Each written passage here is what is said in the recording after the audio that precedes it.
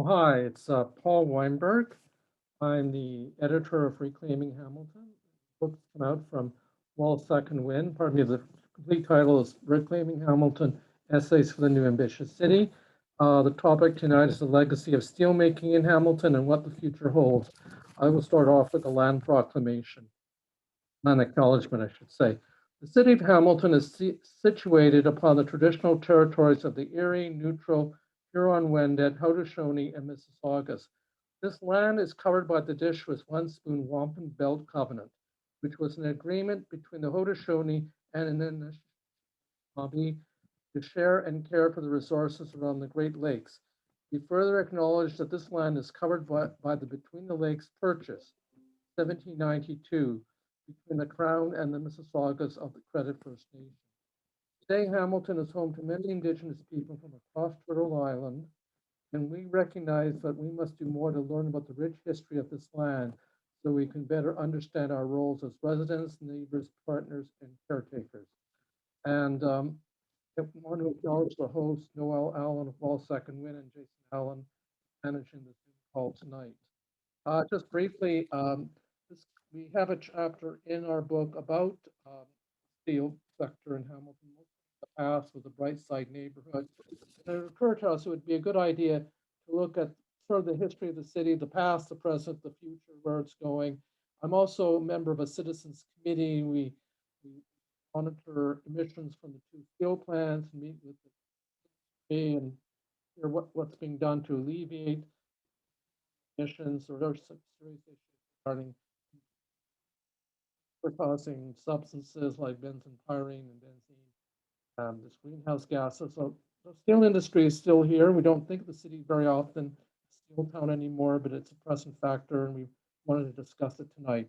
So I'm going to introduce you to our moderator, Sean Hurley, writer, activist, and former editor of The Point, which is a Crown Point Hamilton.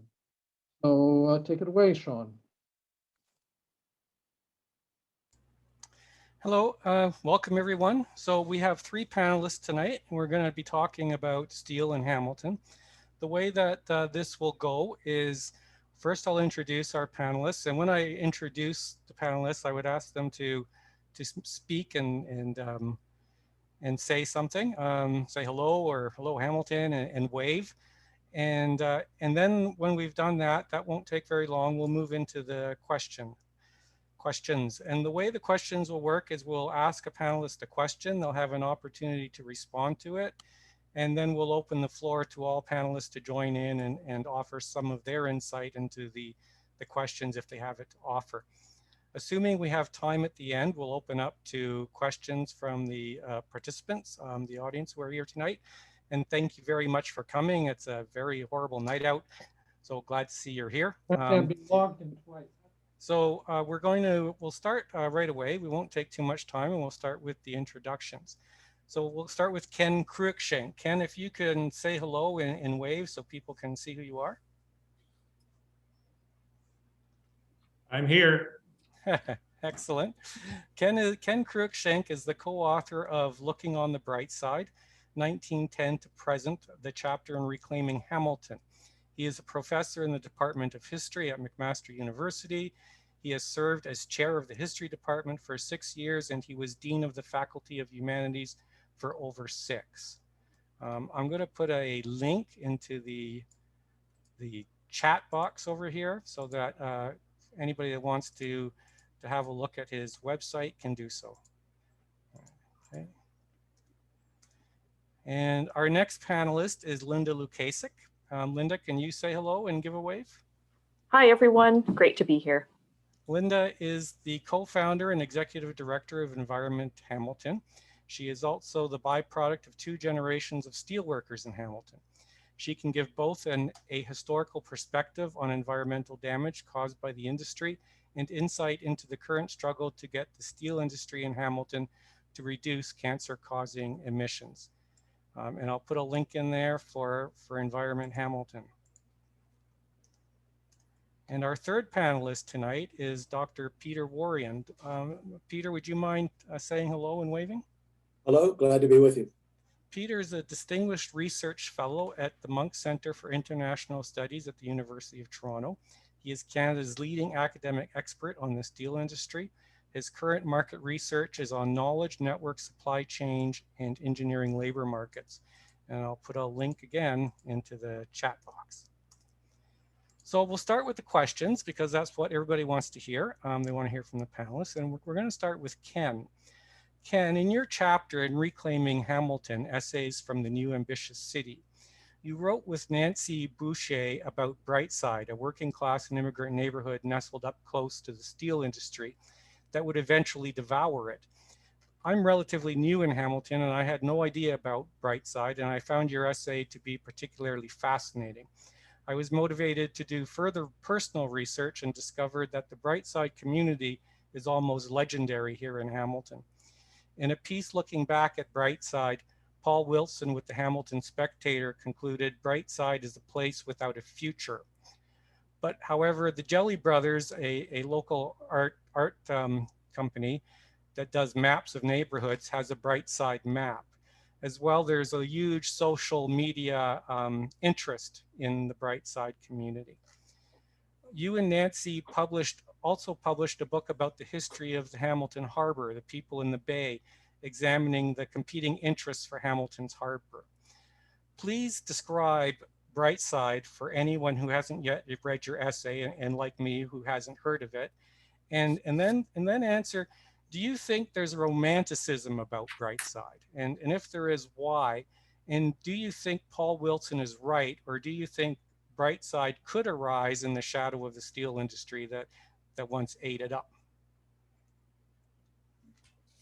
Thanks for the questions.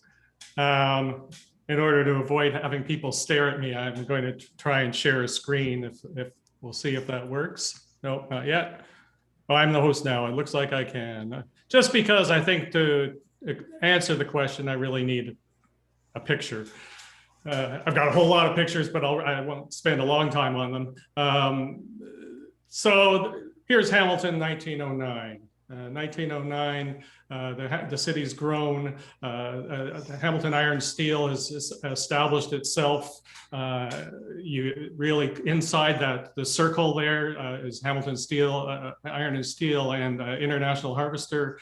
And there's a piece of property between two inlets. And in 1910, William Flatt, a real estate developer, decided that this was a great place to put a neighborhood, the Brightside neighborhood. And he sold this neighborhood to the community quite clearly as an industrial neighborhood.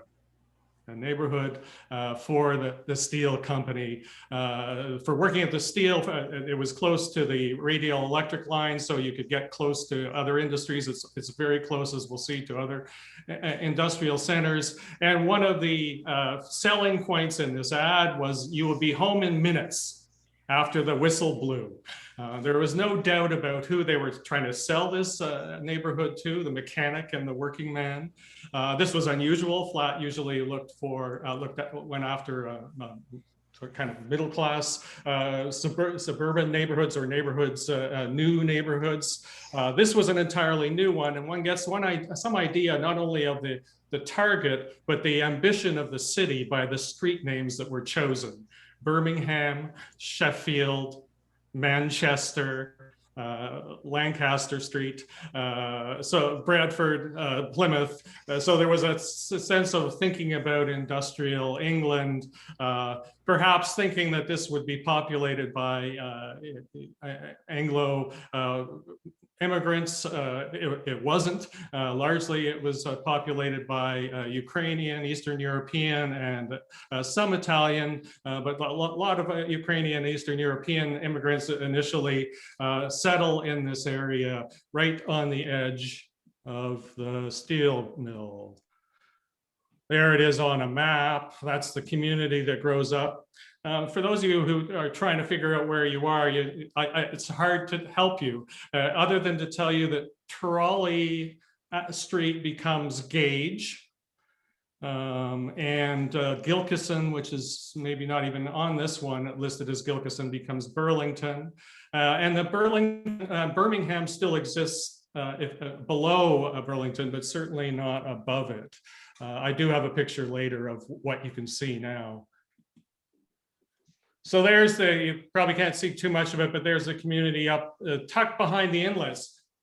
So why do we study it? Why were we interested? We were interested in this neighborhood because it's on the waterfront. We were doing a study of the people in the bay, the people and their interactions with the waterfront, and not just industry.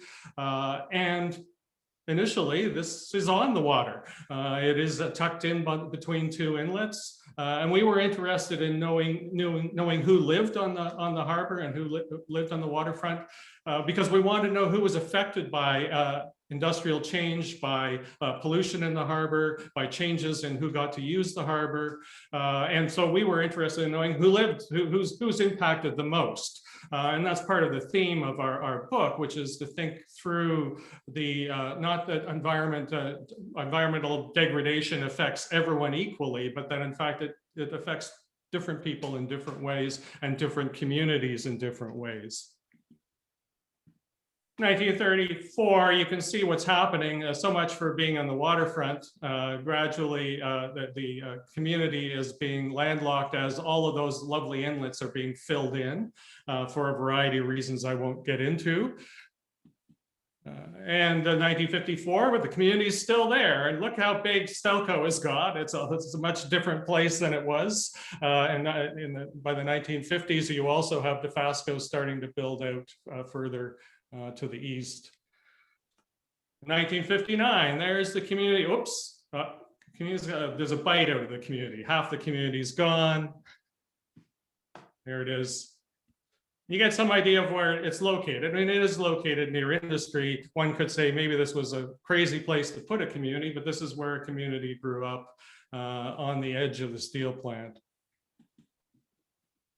By the 1960s, after one bite has been taken out of it, the community is regarded as, the city is happy to say that lots of people have moved out of this community. They don't believe that they ever should have been there. There's a kind of denial, and indeed in the 1940s, when there's a planning study done, the planner doesn't even study the neighborhood. He labels all sorts of other neighborhoods. He doesn't even look at this neighborhood. It's as if it doesn't exist, which the community would beg to differ. And there we have it in 1999, what's left of the community. What's interesting is you can actually see coming off of Gage, the corner there, you can see kind of the tracings of a road that I presume was still Plymouth, and Birmingham has largely been turned into Industrial Drive. And there we have it now, and there we have it now. This is, for those of you who are driving, this is as close as you're going to get to Brightside. So there's the quick, and I'm not going to tell you the story because the story's in our article. We wrote the article and contributed to Reclaiming Hamilton in part because of the enormous response we got to what is really, I think, probably a total of 4 paragraphs in our book that talk about Brightside, almost incidentally. And the community that grew up there is a vigorous vigorous memories of their neighborhood. And so we would be accosted when we gave talks by people who, and they bought all our books. So we had to keep telling, well, there's only a few paragraphs about this. Is that romantic? Yes. Of course, there's some romance to people who grew up in a neighborhood that's gone. That's part of that it is undoubtedly part of what's going on there. But I think it's also the romance of people who feel that they have been marginalized, who feel that their neighborhoods have been ignored and indeed effectively zoned out of existence. Services were limited. The assumption was that they would all eventually find their way out of the community and that the community would disappear. And in fact, there were only a few expropriations ever necessary to move this community out of the way in favor of Stelco. Will it rise again? No. You're not going to recreate the inlets, I don't think. I'm sorry, but I don't think we're going to recreate the inlets. I don't think we're going to recreate this community. And I don't know that that's what the point of thinking about Brightside is. It is to talk about the resilience of a community, but I think it's also perhaps to draw our attention to neighborhoods that still do exist in the city, that are close to industry, that are often neglected. It is to draw attention to the unequal ways in which industrial and environmental change can affect communities. And maybe also it's a warning to those who are busy developing the piers that they better keep thinking about what the environment around the Pier 8 looks like as they try to put in significant new housing on the harbor. How's that? So would any of the panelists like to jump in and add something to this discussion? It's Lynda. I just quickly wanted to say, I have family who were in Brightside, and I think, just hearing your story, I have to read the chapter. I have to admit I haven't done that yet, but my great uncle Joe and his family were Brightside residents, and my dad will tell stories about what it was like going down into that area when he was a kid. So it's very really interesting part of the history of our city in both good and bad ways. Right. And it is a very vibrant, it was a very vibrant community. I mean, at the very moment when basically the planner is ignoring it in the 40s, I mean, there's lots of evidence of community activity. People have vegetable gardens. Most of the people alive now, of course, were children, and they remember, playing in the areas and what was good about living there. There was a real sense of community, and that was continually denied. And ignored. And I do think that that's, if that's romance, I mean, I think that is part of the romance, the feeling that one has been, one's voice has not been heard. Would you be able to add a little bit about the 1946 strike and the role that Brightside played in that? No, I'd be giving away part of our article. No, it is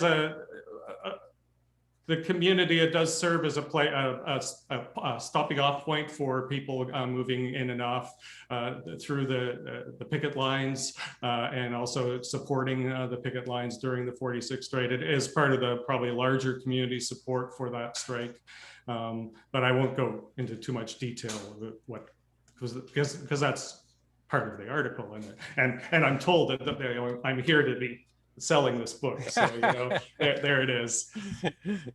Well, that's the I'm plug. not Peter here. Can I add a comment? Sure.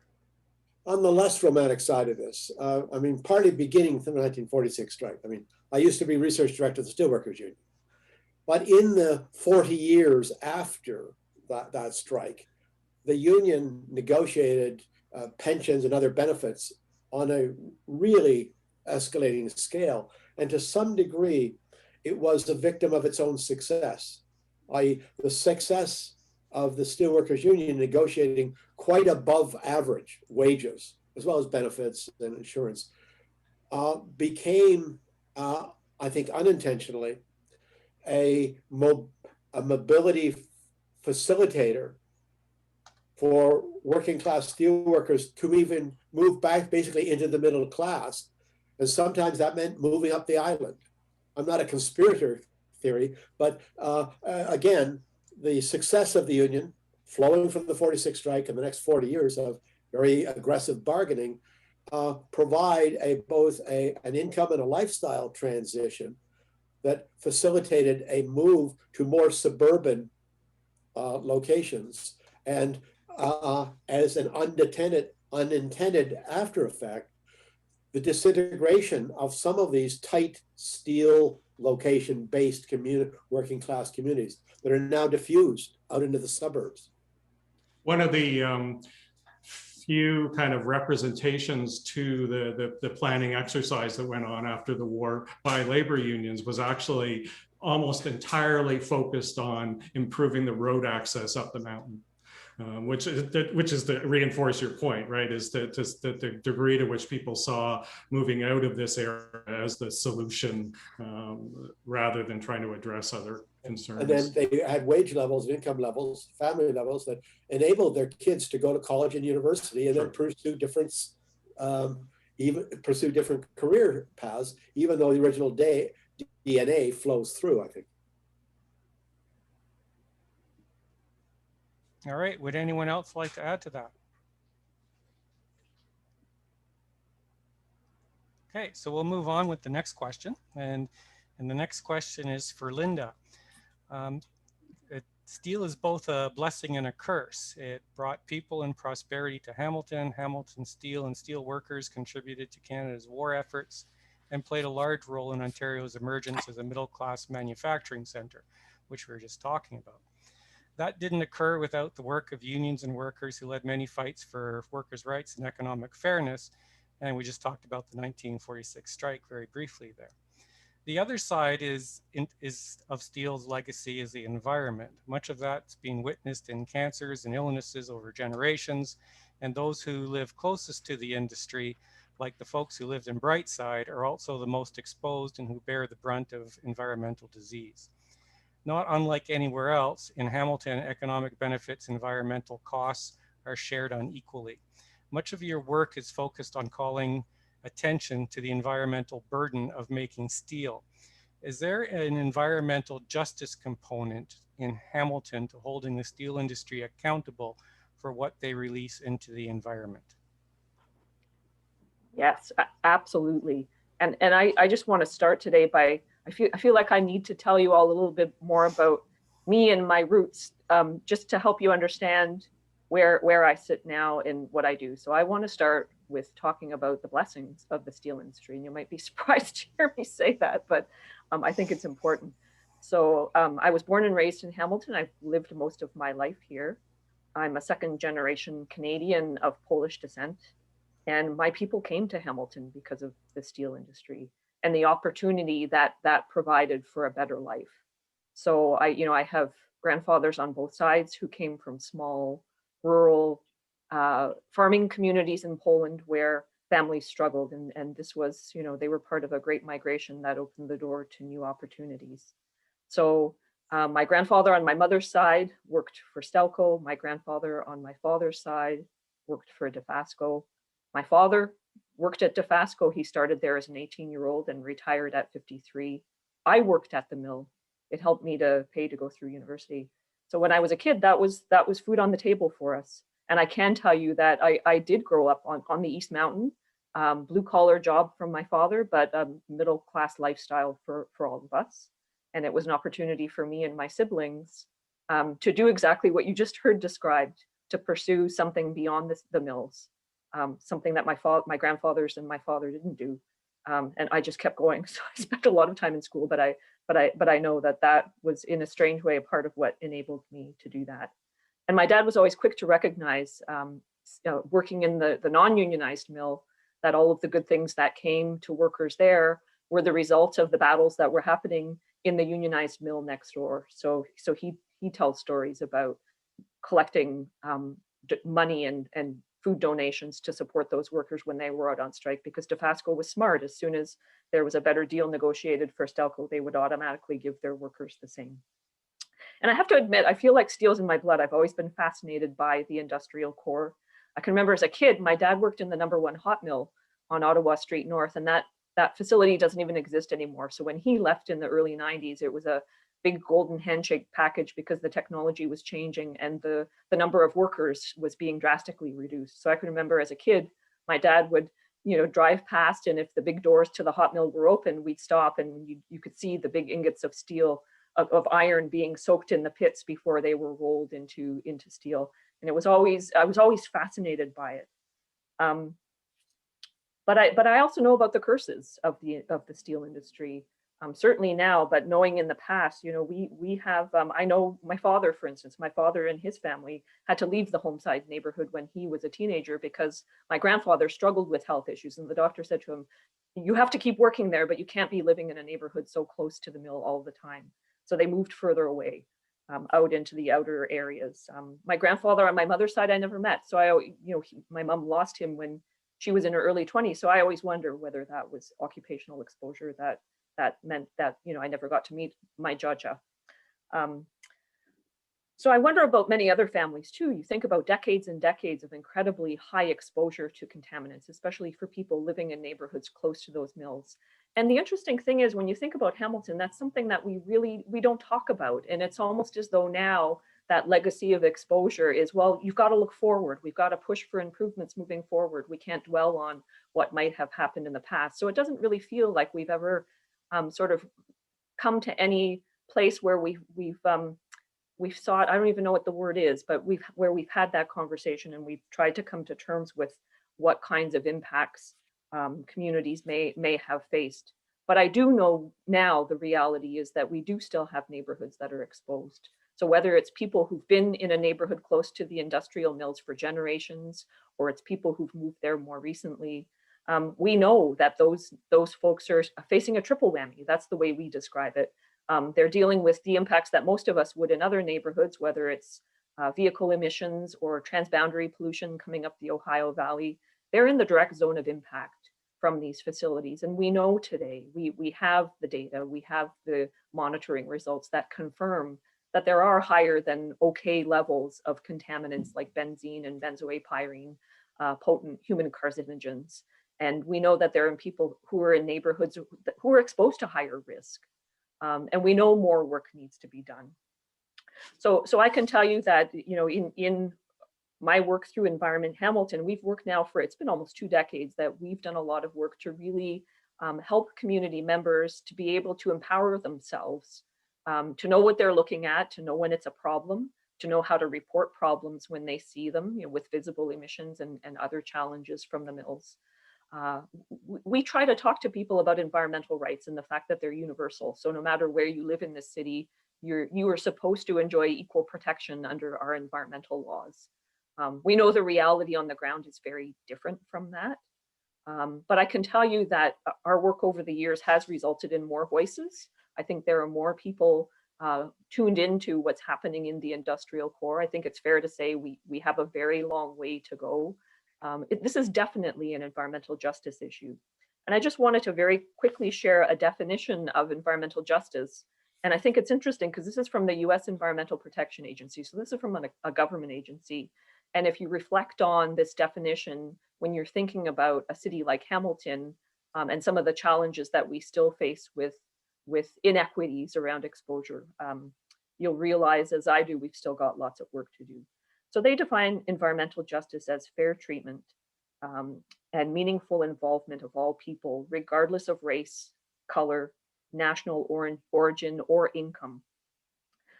And it's fair involvement with respect to the development, the implementation, and the enforcement of environmental laws, regulations, and policies. So if you just think about that and think about what we still struggle with today, for anyone who's been to any of the community liaison committee meetings or who follows any of the work that more and more of us are doing in the community to raise awareness about problems with emissions, and you see still some of the challenges with getting the regulator to respond, you'll know that we have a long way still to go. So I'll stop there, but yeah, thanks for the opportunity to talk tonight.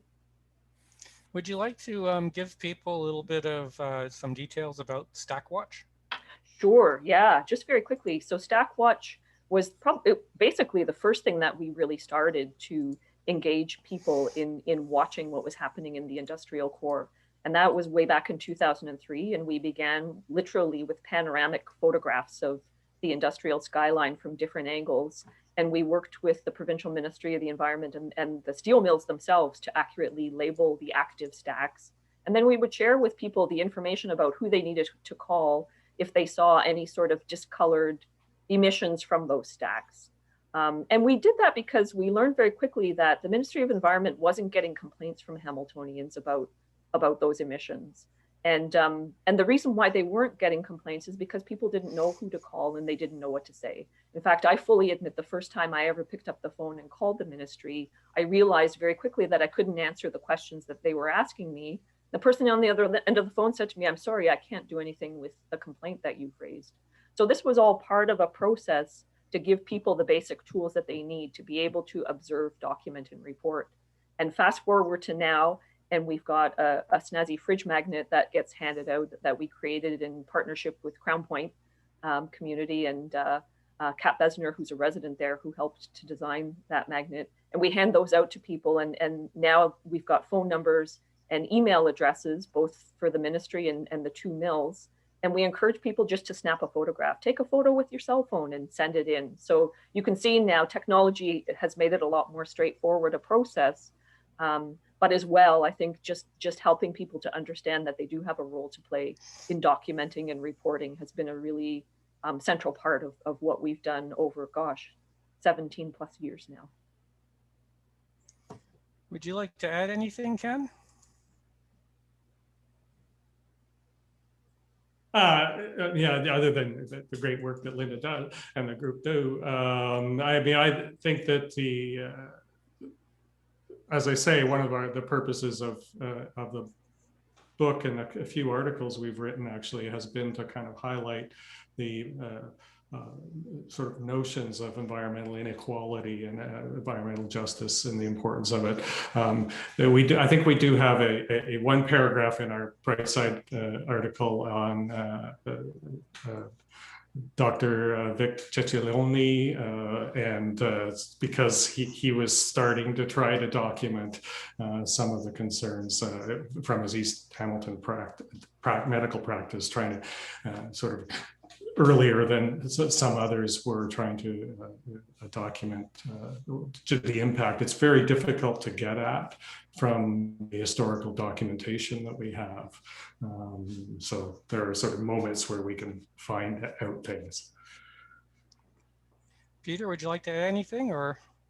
Just a little bit. I mean, I acknowledge everything that Lynda said about the environment, but there's also, we tend to have this sort of, I don't know, you can say bicameral or schizophrenic view of the Hamilton economy.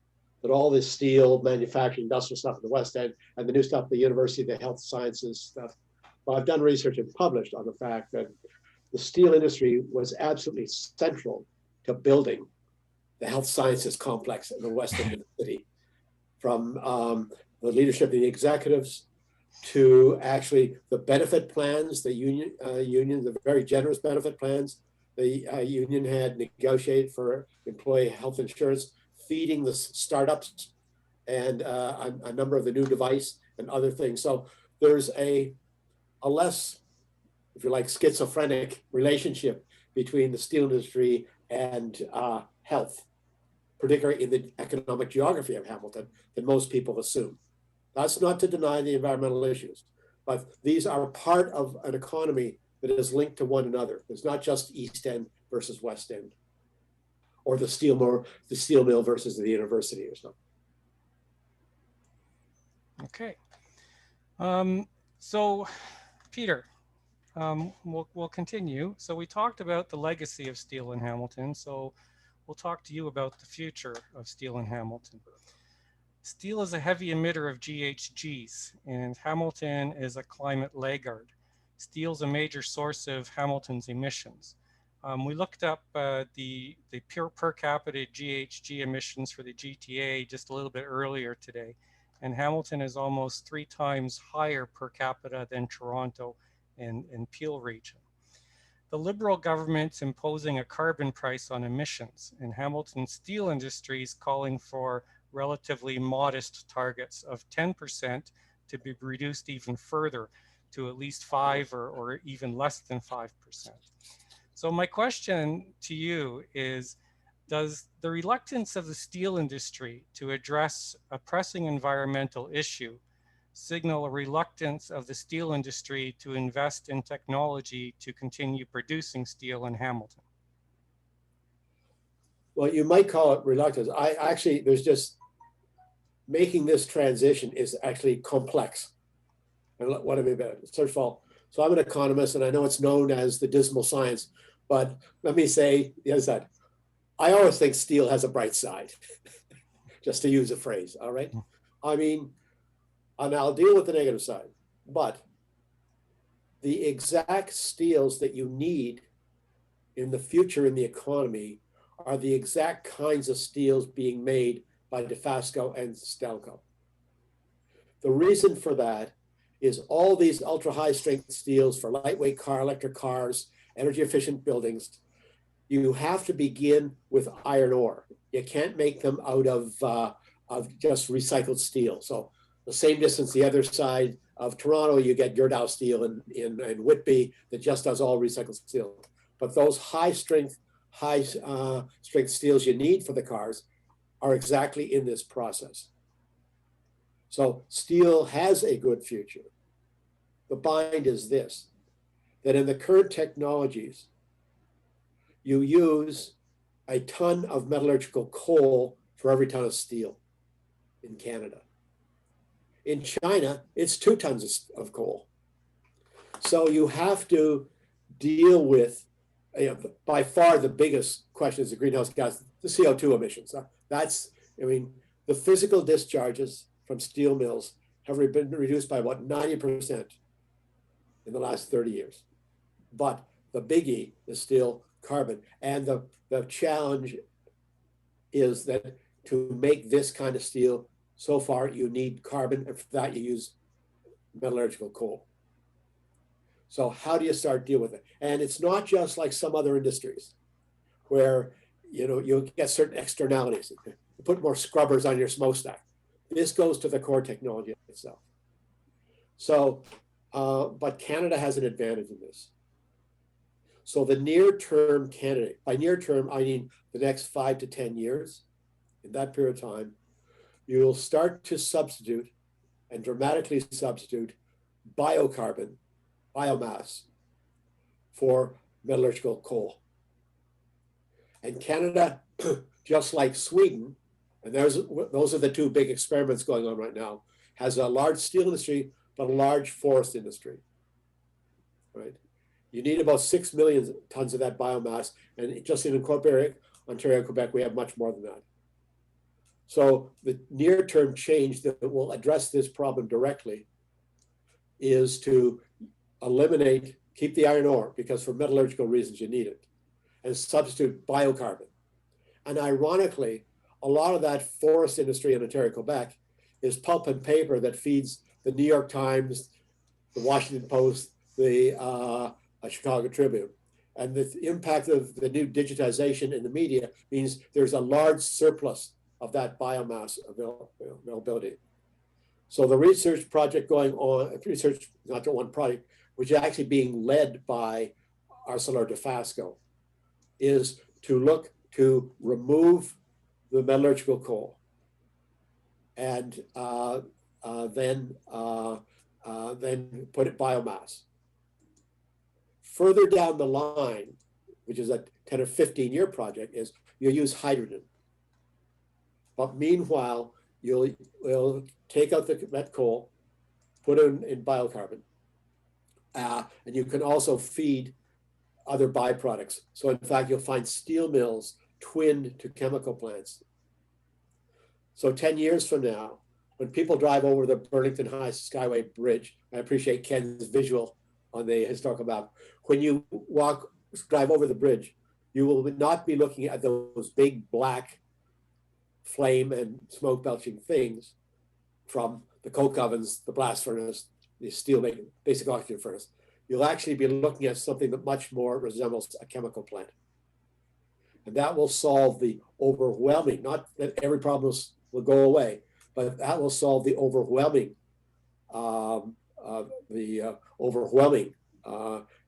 greenhouse gas, which is really a CO2 problem in steel. Final point, to get there though, actually a high carbon tax helps the steel industry finance that transition, okay? Because those new processes may cost 30 to 50% higher processing costs than the current one, but a high carbon tax starts to remove that problem in a hurry. And further, what's euphemistically called a border carbon adjustment, which is really a carbon tariff, that will probably be introduced in Europe this year with a rollout in the next couple of years, because the steel makers do have to compete. And you're competing with a China that consumes 2 tons of metallurgical coal for every ton of steel. So to even that playing field, to allow our steel companies to compete and be able to finance the tradition, we need the high carbon tax, and we need, if you like, the border carbon tariff in steel. I'm sure there's enough there to challenge some people's views. But I think there's always a bright side in the steel industry. So would any of our panelists like to add to that? Yeah, I could start. Thank you for that, Peter. I think that's really great that you've explained that so well, so people can get a sense of what's coming in the future. I just wanted to acknowledge that, you know, even right now we're aware, for instance, Stelco, their Hamilton works, the coke plant there, they are already substituting, I think it's as much as 5% of the coal that they're feeding into the coke ovens has been replaced with shredded railway ties. So there's a source of biocarbon. And I know the company has found that they're able to keep the quality of the coke that comes out of that process at where they want it to be by knocking out sort of some of that coal that they're having to feed into the plant. So it's going to be really interesting to see how this next phase unfolds. And I guess I'm hopeful hearing Peter describe, you know, the carbon tax and that helping to leverage the move. I know one of the things that we've already started to do is to say to government, you know, hopefully you're going to be there too to help this transition happen quickly as we struggle, especially over the next decade with the climate crisis. Because I think ultimately getting through those transition years to the ultimate, you know, the green hydrogen fueled options for things like a blast furnace, it's going to be a costly transition. So I guess sitting on the community side, we all want to make sure that happens sooner than later. To respond to your point, the steel industry, I think, should be supporting the carbon tax. Oh, absolutely. Yep. So. And yes, we have to manage the transition. Yeah. But in my scheme of things, the coke ovens go away and the blast furnace goes away. How soon? Well, that transition to start using the biocarbon should go live around 2025. Then you have to manage this is complicated. You can't just start taking on one. You have to do, that's the challenge. You have to take down and reassemble the whole thing. It's not it's not a matter of putting a scrubber in your smokestack. You can change the balances in the coke oven and the blast furnace. You can increase their efficiency, but that in the next 5 or 10 years, I think is actually going away. And the question is, what support systems? But as I say, don't underestimate the carbon tax to be able to manage that. They got to finance this somehow. It can't just lie on the taxpayer. And I used to be chief economist of the province of Ontario. So, okay. But the steel industry is here, and ironically, and this is the good and the glory and the sadness is it's exactly the kind of steel that Hamilton produces and uniquely produces is the kind of steel you need in that electric car future, sustainability, yada, yada, yada. So you're pretty confident then to answer the question that Hamilton does in fact have a steel industry well into the future. Yes, and I guess on the job side, if people's only picture was to look at what happened to the Hilton Works, that's an overstatement of it. If you take the steel industry as a whole, the steel producers, their suppliers, the service centers, all that sort of stuff, from 1990 to now, there's been a downward trend of 2 or 3% per year, largely driven by productivity. It looks like that. It doesn't look like that. The biggest shakeup was a whole bunch of the functions that used to be in the steel mill for cutting and shaping and coils of steel. That's now done in the service centers. So when you drive down the Queen E, past this, over the bridge, past the thing, you start to see Russell Steel, Taylor Steel. Those are all those jobs. Those are all those jobs. So the job loss is significant, but it's been nothing like if you just watched Hilton Works as an isolated story. I understand the drama in it, but it actually can lead you to a false conclusion. So Lynda, I'm pretty sure everybody in East Hamilton and the north end of Hamilton are all asking themselves, is biomass cleaner for burning and creating coke? Yes. So and I'm going to be honest with you. I'm just immersing myself in all of this now. It's a whole, it's a whole area that I'm trying to wrap my head around. And I'll be honest, part of the reason why I became interested more recently was because I heard about a proposal to replace some of the pulverized coal that gets injected into blast furnaces with plastic pellets. So plastic pellets from recycling, the plastic that's being collected as an alternative to biocarbon or biochar, as a way to keep on, making molten iron as part of the steelmaking process. So when I heard that, I thought, oh, what is that going to mean for emissions? And at least from what I know, and I certainly don't know as much as I need to, the biocarbon, the biochar that, that source that Peter was describing is certainly the better option. Is my sense is it does a more effective job of reducing the greenhouse gas contributions, and doesn't come with some of the same issues that you would see on the emission side from the use of something like plastic pellets. And it's not just emissions to air, it's also in the blast furnaces as they exist now, some of the waste byproducts end up with some contaminants because of reductants like plastic pellets. But again, I have lots to learn. So I think if I was talking to Eastenders, especially people who are concerned about the climate emergency, this transition is an important one, and we all need to understand and support it. Would any of the panelists like to add anything else to that question? The models for the biocarbon stuff is you can reduce the current level compared to the metallurgical coal, the 1 ton thing. You can reduce that around 70 to 75%. Wow. And secondly, you will now actually, your steel mill is now going to have an ethanol plant and a methanol plant, and they will supply those inputs to the chemical industry. So that gets you a low number, but in the long run, like 20 years, hydrogen is going to be the closer on it. Okay.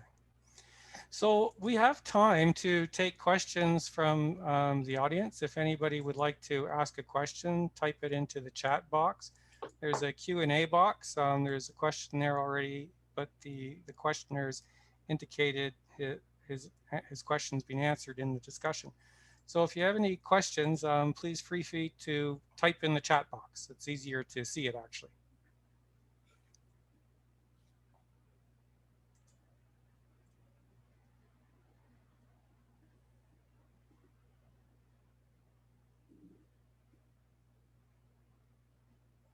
Well, it doesn't look like we're getting any questions. We'll give it a couple of minutes.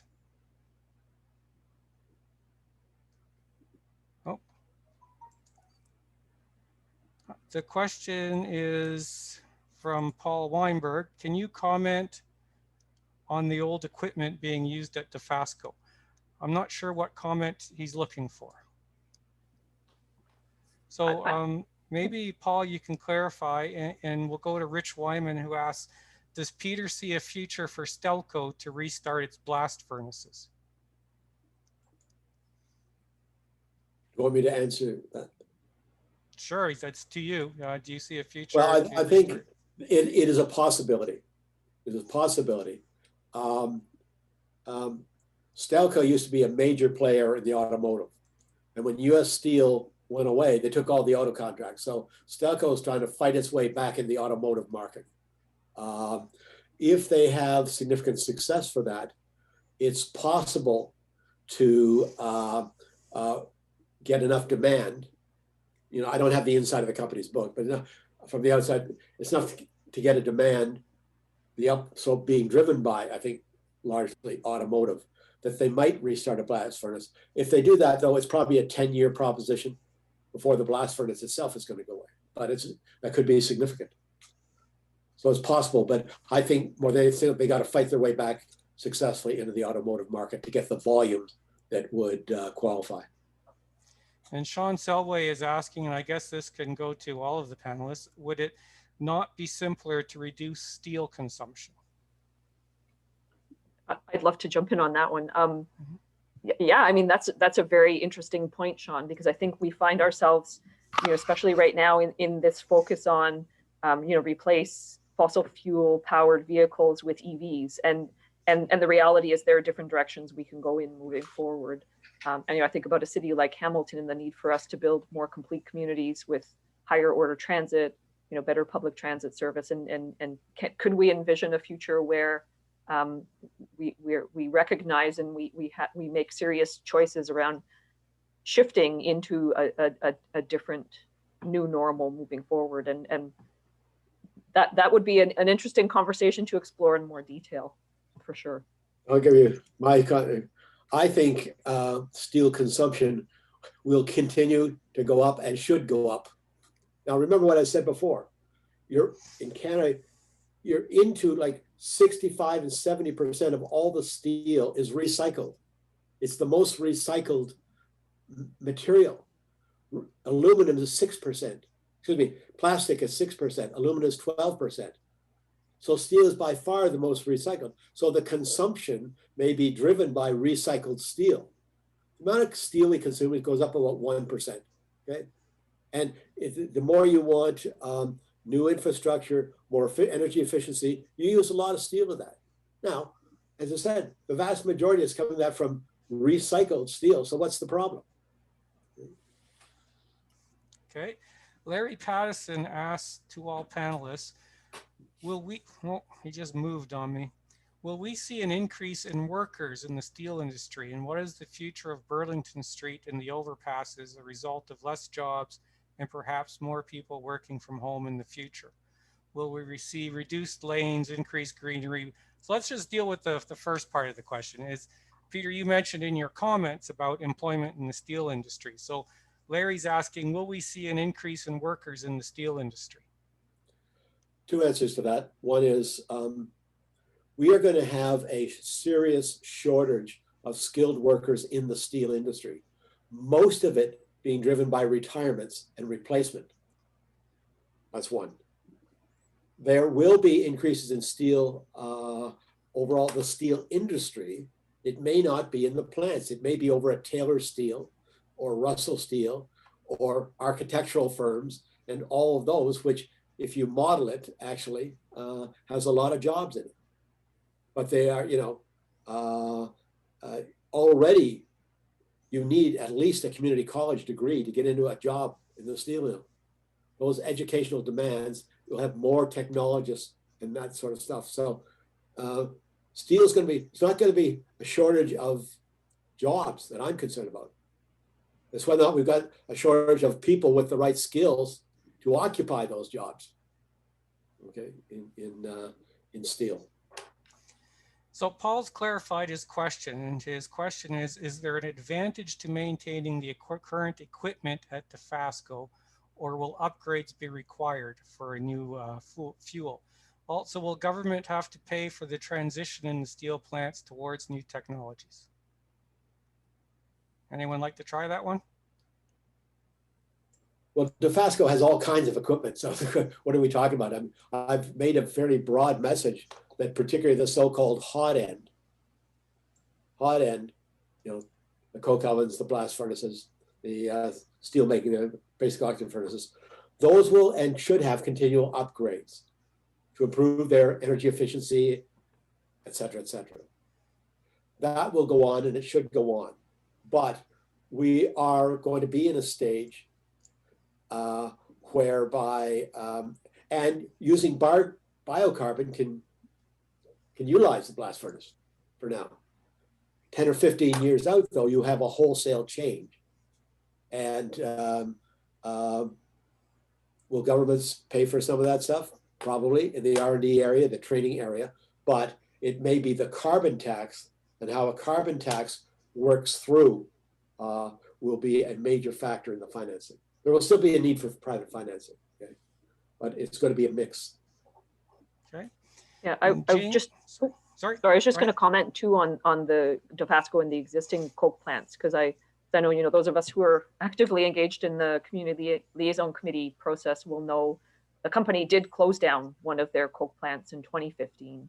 And that's where, when we look at emission levels, we see a significant drop. And, it was a closure that achieved that for them in the drop in some opacity issues and some of the challenges with levels of substances like benzene and benzoate pyrene. And we know that the 2 coke plants that remain have their issues too. So we've been through a long and painful process of the company working to rehabilitate those coke ovens, refurbish individual ovens. And that work is ongoing. I mean, it's to the point where there was a ministry order that was extended out. The company was still not able to get done what they needed to get done. So they've now been forced not to operate the ovens that are in desperate need of refurbishment. So there are some challenges there right now with those facilities. And my sense with the closure of the 1 coke plant in 2015 is that you do hit a point with those facilities where they're past their productive life and other decisions need to be made. So I think it'll be interesting moving forward to see what happens with those 2 plants at the company. There are managers there who deal with those plants who've come to us and described it like an old house. You buy an old house and you start renovating, and every time you pull out a wall, you think, oh my God, there's more bad stuff happening in there than we ever imagined. It's not a really comforting analogy for those of us sitting on the community side, but it makes you realize that these facilities are on the primary production side. Parts of the plant are old and they've got a lot of challenges. But my broader view is you're not going to get to electric cars unless you can keep these coke ovens operating for the next number of years. No crystal ball, but another 5 years or more till you can get the biocarbon substitute. There's no other way to make that kind of steel. The Tesla switched off aluminum to steel for very good reasons. All right. So that's the bind where, life is complicated. You won't get to, you have the environmental concern, absolutely agree. But you won't get to the electric car unless you can keep those coke ovens operating for the next number of years as best you can. There's no way to do it. Okay, I have one last question, and I think this one is kind of directed at Ken. I was wondering if someone would like to talk more about tensions between the residents in the city or steel companies over access to the waterfront in the early 1900s. Why were sections of water being filled in? Now, Ken, I think you have a book on that, but you might want to provide a little. Yeah, I've got a book on that. Nancy Boucher and I have a book on that. Yes, it's hard to know where to start with that one, other than to say that maybe if you want to know about the early filling in of the harbor, the earliest filling of the harbor is actually Eastward Park. It was really being filled in. People didn't like the shallows off the waterfront,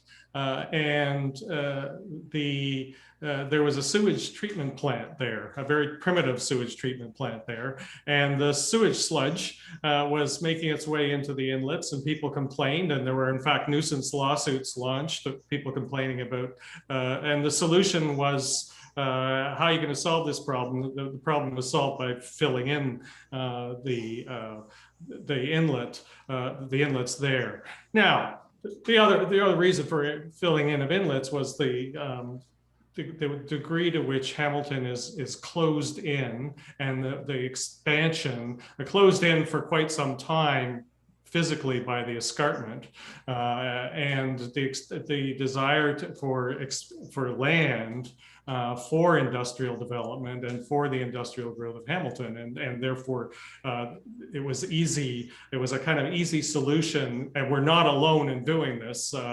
Every city can show you their buried rivers and buried waterways. That filling in or covering up was sometimes a response to pollution, but was also sometimes simply a response to wanting land. Pushing out into the harbor was definitely the desire for more space for the industry. If you wanted to keep the industry in Hamilton, then you needed to find the space for it, and the solution was to move forward into the harbor. Tensions sometimes, not always. The tensions were really over trying to preserve some spaces for the public on the harbor. And there's a long struggle to create the Bay Street beach, for example, a beach at the bottom of Bay Street. That there's a kind of long search for places where you could have beaches. And there is a somewhat, we would think of naive view, partly naive view of spatial solutions. So you can have a beach here and you can have a steel plant right there and not worry too much about what the steel plant is doing, or you can have a sewage treatment plant and not be too worried about what the sewage treatment's doing. This is hard to tell in a short answer. The other simple way to think of this is we treated the harbor for a long time as a sink for all of our wastes. So again, we're not alone in that, but we're alone in the kind of geography of Hamilton. We drew our water from the lake and we could use the harbor as a sink. And so sometimes the filling in was a response to the results of treating the harbor like a sink. And we could do that until the 1920s without it ever affecting our water supply. And so we're different than some cities that way. We could use the harbor and damage the harbor and use it as a sink for a lot longer. Thank you. Would anyone else like to join in on that or add something to that? Yeah, I was just going to acknowledge that we haven't stopped filling the harbor in, and I think that's something that's worth noting, right? And we've got it's our own federal port authority that continues to do that along Eastport Drive, and I find that interesting, and I understand they're dredging and dumping the dredgeate into those cells down on Eastport Drive, but then they are establishing industries on the top, so that practice hasn't stopped. And Ken, you may understand more about this, but I know that historically, there's the major industries, they have defined water lots, and my understanding is that there is still the potential and the right there for them for those industries to fill in those water lots. So I guess what I'm saying is that that practice of filling the harbor to create more land is something that hasn't stopped. Right, it does continue. Mm-hmm. It continues in small places in parts of the harbor. But yeah, no, absolutely. It certainly continues as a practice. Water lots, yes, there are water lots all over. I mean, there was at one time water lots everywhere for sale, all the way from Burlington, the canal, the Burlington Heights, all the way across. The water lots now would be because of divisions that have happened, are mostly on the East End. And that's not to say that's a good thing. There is potential there for some filling in. My guess is it would be I think we live in an era when I think people would say more if there were a larger effort to fill in the harbor, a major push to fill in a large way. As you say, there is the small nibbling amount that can be done without anyone sort of complaining. But I think a more full-scale filling in would, I think, produce some reaction. Well, thank you. That concludes the discussion period. So I'd like to thank our panelists, Lynda, Peter, and Ken. Thank you very much for your presentations today. I would also like to thank our host, and people, please remember there's books for sale on these topics, and they're available at your local bookstores. So that's it. Thank you very much. Have a good evening, everyone. Thank you. Thank you, everyone. Thank you. Thank you, Sean. Thank Bye-bye. you.